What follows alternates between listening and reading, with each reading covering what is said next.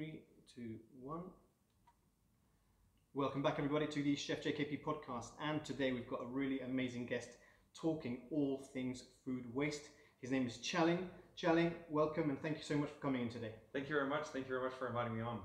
All right, so look, food waste is a very, very hot topic at the moment, obviously with things that are going on. However, I think the listeners would like to know, first of all, you have a really unusual name. You're from the Netherlands. Tell us how you decided to come from the beautiful Netherlands all the way to the Middle East here in Dubai. Well, do you want the long story or the short one? Whichever one you think is best. Well, yeah, so I am from the Netherlands. I'm from The Hague originally. Yeah, the journey to the Middle East has been, I think, 5 years in the making at the moment. When I was very young, so when I was 16, I always had a passion for food, but I really didn't know what to do with it. So I basically reached out to all the restaurants in The Hague, basically a big email blast and say, well, do you need anyone behind the bar or washing dishes? I'll do anything. And ironically, I sent an email to the best restaurant in The Hague, Callas, which has a Michelin star, and they still have one. And they were the only ones to reply. So I spent 6 months, very cliche, in the dishwashing area, until one day I rocked up with my suit and said, well, it's time for me to go into the service team.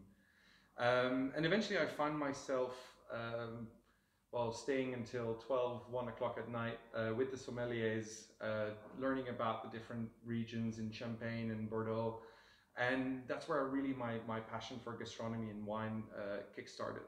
And at one point in time, I became I think when I was 17, I became one of the youngest sommeliers to be registered in Holland. And eventually, well, when my high school periods stopped, basically, I needed to choose a university. And the chef and owner, Marcel, he came up to me and said, so what are you going to do? And I said, well, I'm going to study law and philosophy. And he said, well, you're absolutely crazy. You've got one of the best hotel schools just around the corner, Hotel School The Hague. And from what I see, your passion, your talent, you really need to give that a look. So I started at hotel school in 2011, and when I finished in 2016, it took 1 year extra because I wasn't the brightest student. But eventually, I wanted to pursue a career in business, but I still wanted to be close to the food industry. So I joined a startup called HelloFresh. What they do is they sell meal boxes on a subscription basis, joined their product development team, and then eventually that took me to London on a big detour to work for Apple.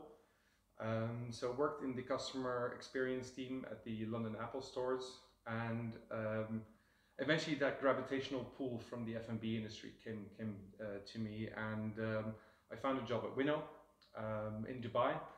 And 4 weeks later, I was on a flight to Dubai, and the rest is history. Wow, so quite a journey. Yes.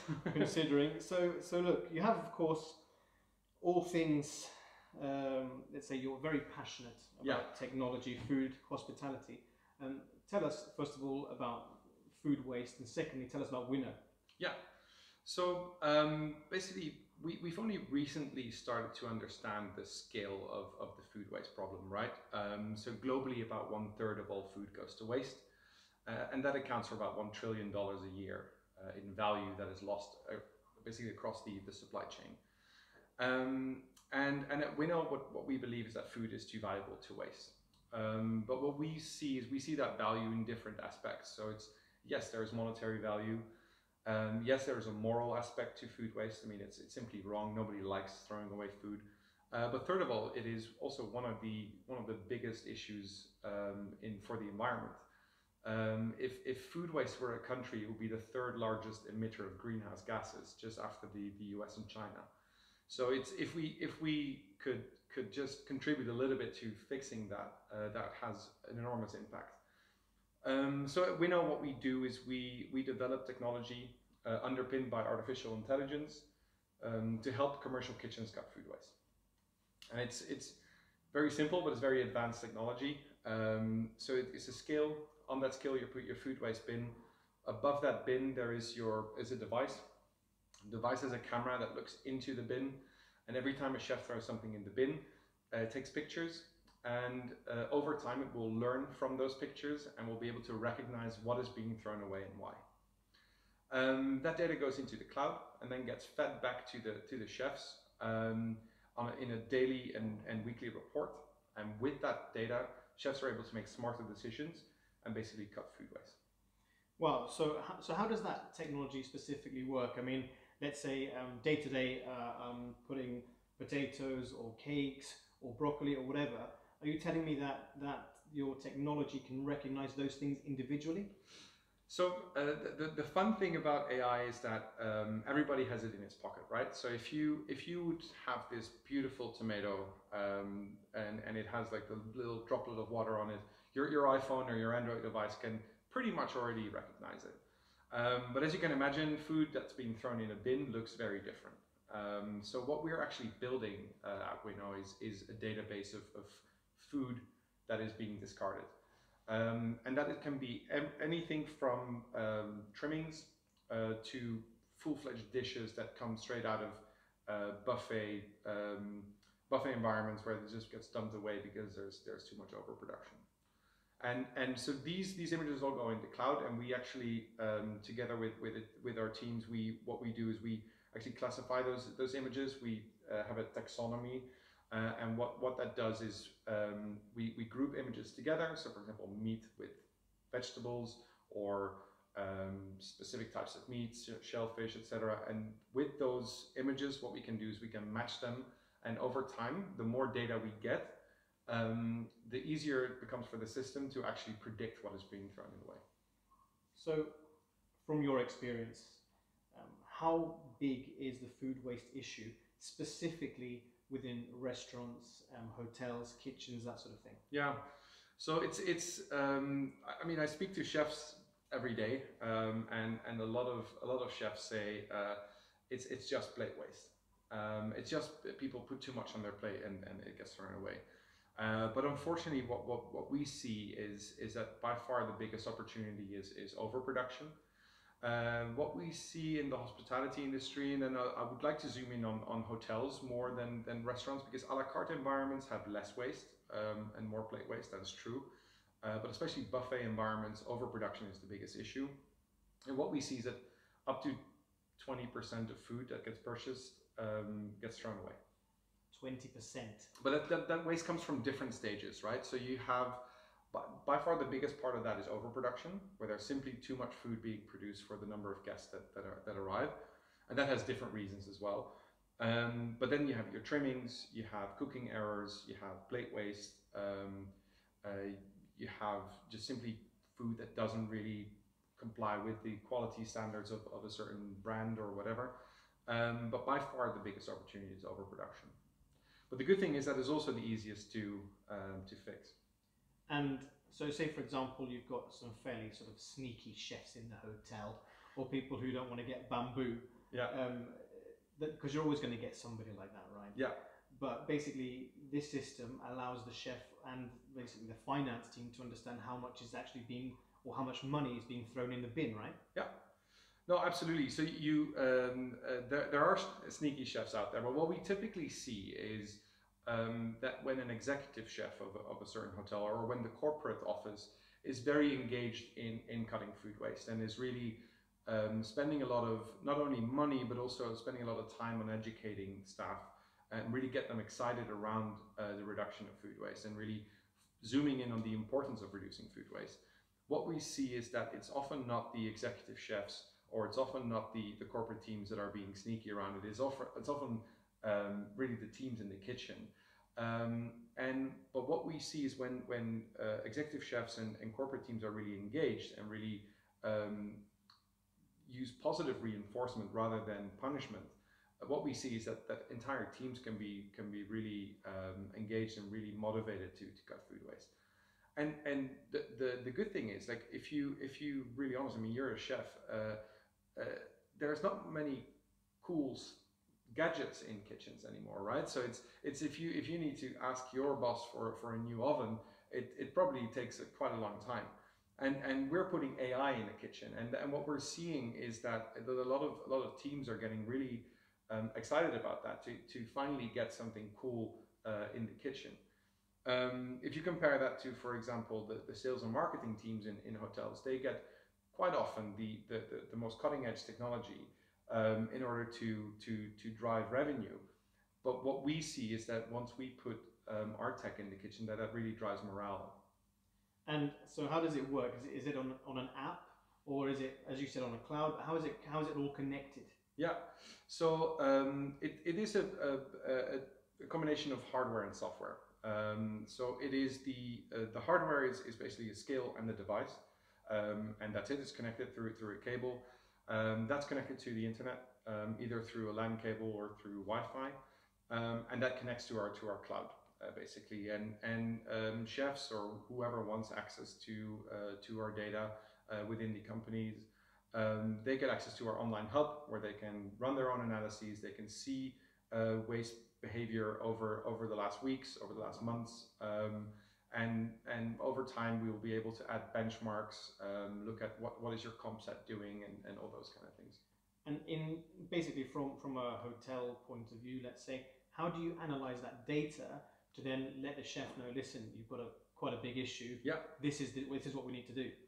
Yeah. So that is something we put in a lot. We put a lot of time into getting that right. So basically, the onboarding process goes as follows: is that as soon as we get a signed contract, what we do is we come in, we have a good chat with the chef, but also with his sous chefs, with the stewarding teams, basically everyone who's going to handle the system.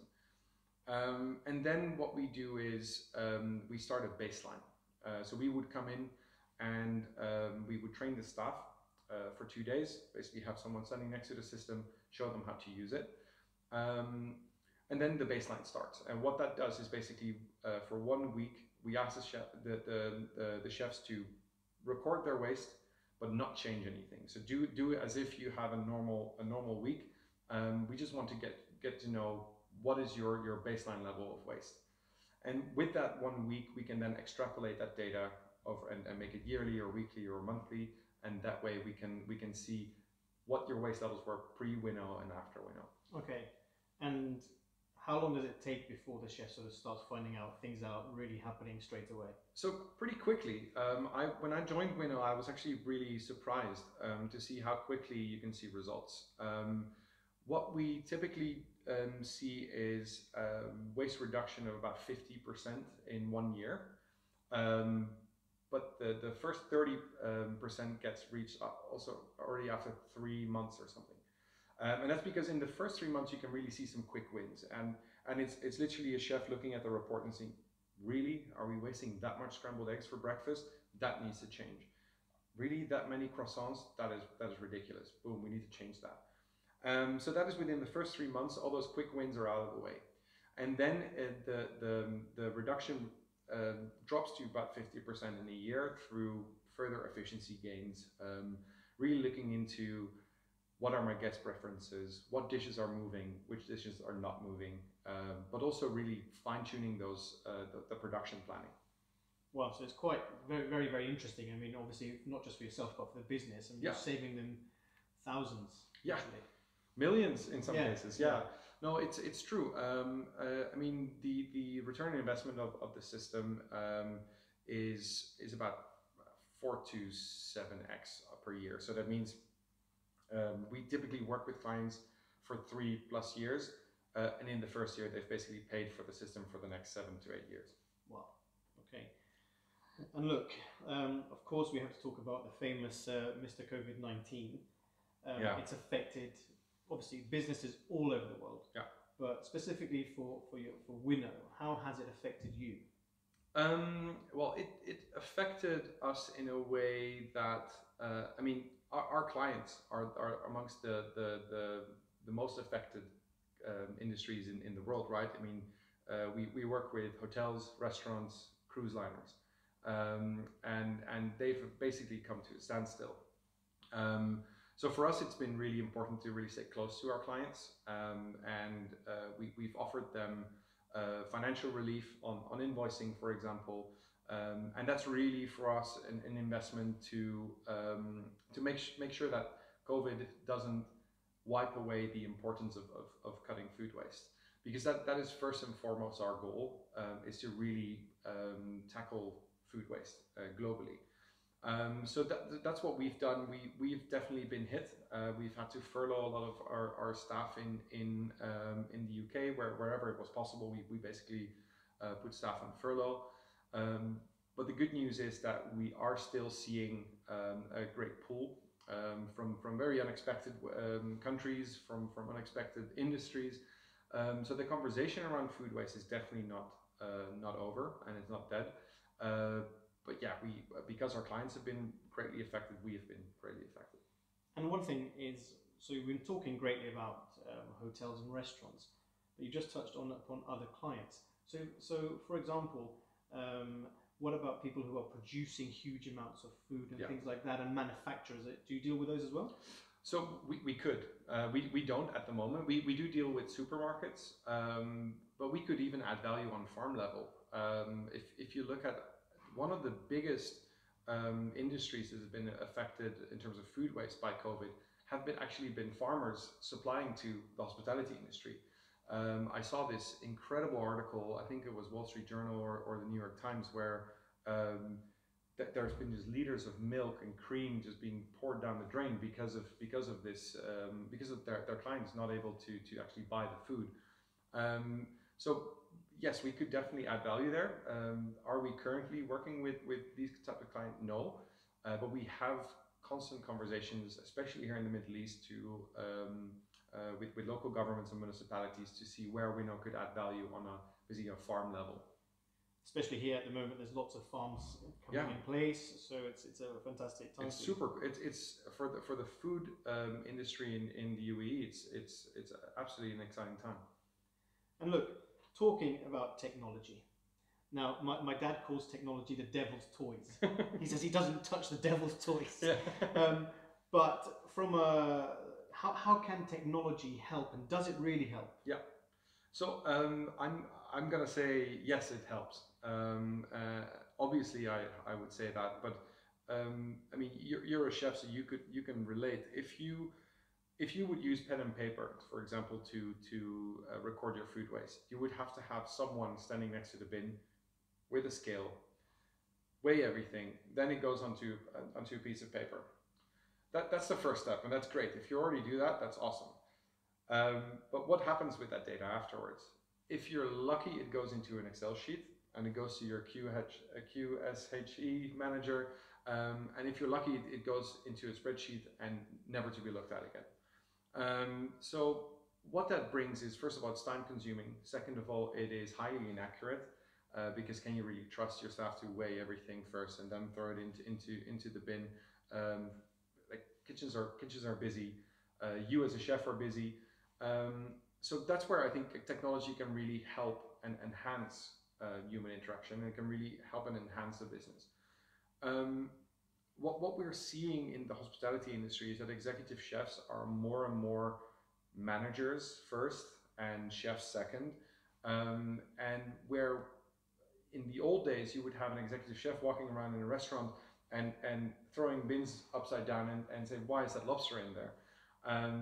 That's just not happening anymore, and that's where technology can really help. And also it saves a lot of time. Yeah. So no, I think it's really fantastic, and for me, I think it's about time that we had something like this, because yes, so many times chefs are hiding food, or they're scared, or they burn something, whatever it may be. And you're right, it's all about the training and the integral part, making them understand why it's so important. Exactly. I mean, we work with here in the Middle East, but we have offices all around the world. But we work with a couple of really good companies that have put food waste reduction in their KPIs. And rather than punishing chefs for throwing away food, they're actually encouraging chefs to report on it, because if you measure something, then you can manage something, right? But at the same time, I mean, again, sort of talking yearly, you always have the budget and the capital expenditure. Yeah. And if in 1 year you understand that you're throwing away, let's say, $100,000 worth of Yeah. food in the bin, that could be another chef, that could be another 3 chefs, that Yeah. could be a piece of equipment. So it's actually a huge deal, right? Yeah, it is a huge deal. But I mean, what is important to understand, if you look at implementing a system like Winnow just to reduce food costs, for example, what I always say is that Winnow is not a magic pill that you take and your food cost drops. Yes, we have seen case studies, many case studies, where we have been able to help reduce food costs by 3 to 8%. Not percentage points, but 3 to 8% of the total. But you need to budget for it, because I mean, as a chef, you know that if you have, I don't know, $10,000 left at the end of the quarter, you're going to spend it, because otherwise you get cut next year or next quarter. So if we worked closely together with the finance teams, with the general managers, or with and with the executive chefs, and just show them, like, you have the opportunity here to cut food costs by 2% this year, but you need to budget for it, then that needs to happen, because if you don't, that money gets spent one way or another. And look, in terms of people who are listening and they're thinking, actually, I want to understand how I can do it, what advice would you give for people who want to save on food waste at home? Yeah. What I always like, and I do it, is never go to the supermarket hungry. I think it's a cliche, but it's definitely one that helps me a lot. Do some proper meal planning. Doesn't necessarily you don't necessarily need to like plan your meals and really meal prep. But what I always do is, before I go to the supermarket, is open up everything and say, yes, do I have honey? Because I always buy like honey left, right, and center while I already have it. Look at what you have in your fridge. Look at what you have in your freezer, and yeah, before you go to the supermarket, know what you actually need, rather than buying things on a whim. And what I really like is look into buying offcuts of meat, or making a stock out of the offcuts of vegetables. There's so much flavor there, and I think you can easily run a zero waste kitchen if you just know what to do with the ingredients. Absolutely, and I think it's also, you know, people wanting to understand, educating themselves. Yeah. There's a huge thing. I'll tell you a very quick example: butternut squash or a pumpkin. People are always like, what do I do with the skin? And actually, it makes the most amazing stock, quite rightly, and it's easy to do, and it takes no time at all. And so, I mean, coming from Holland, we have these most amazing beef stews, and it's the cheapest meat you can buy, but it is the most delicious, because you're not going to throw in like some premium piece of beef in there, because it's just not going to taste as good as the cheap cuts. And look, you're in a very specific industry. You know, you came from a Michelin-star background, hospitality. If somebody wants to follow in your footsteps, specifically regarding food waste, what would be your advice? Regarding food waste, I mean, I think there are a lot of companies out there, whether it's in the tech sphere, whether it's in the policy sphere, or sometimes also even things like WWF, or there are so many semi-government companies out there that are fighting the same fight, and I think everybody's looking for people to really fight the same fight. So what I would do is, as soon as Winnow is hiring, obviously keep an eye out for our careers page. But yeah, see what you can do with your local municipality. See what kind of initiatives are out there. Simply type in food waste in Google, and you see so many initiatives out there. But also, I think if you as a chef, if you want to do something about food waste, and obviously you can implement a technology like Winnow, but there are so many things you can do. Look at small batch cooking versus these large batches. I mean, chefs are people of habit, right? And sometimes I see them just throwing in a full plate of croissants every morning, and it's like, how many guests do you have this morning? It's like, oh, I don't know, but I've always done it this way. So if you're just a little bit more mindful, I think that's where you can really add a lot of value. And look, people who come on the podcast, you don't need to name names or that sort of stuff, but funniest food waste story, please. Well, I don't know if it's the funniest or if it's the saddest actually.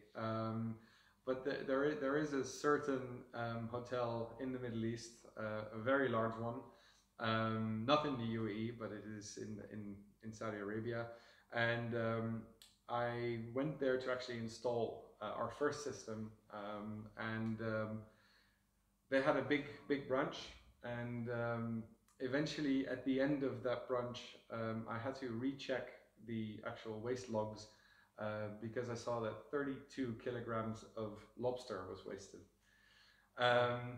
And this, I mean, these are things that are simply not funny. But if you look at the logs, and if you look at other hotels in the region, this is not an exception. Like these, I mean, that number is an exception, but that those items are being wasted is not an exception.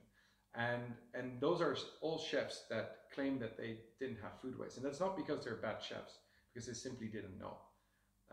So I don't know if that qualifies as funny, but it is it is pretty incredible. I'll get the hotel name off you afterwards. And look, if people want to see you personally, or they want to understand Winnow, can you give us the address? Yes, absolutely. So our website is www.winnowsolutions.com, at Winnow Solutions on Instagram, and you can always follow me on Instagram or LinkedIn to get to know more. Perfect.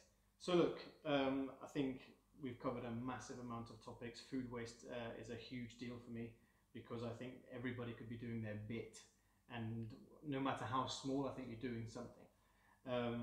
You know, coming from the Netherlands, the beautiful place, then London, and coming to Dubai, talking about the incredible hospitality that you know and that you came from, then having all these food waste issues. I mean, $1 trillion is a huge deal. I mean, I'm very surprised by that, to be honest. In terms of how technology can help and advice. So, Tjalling, I just would like to say from the JKP podcast, thank you very much for your time. Has been super duper insightful. If you can just repeat again one more time your email address, please.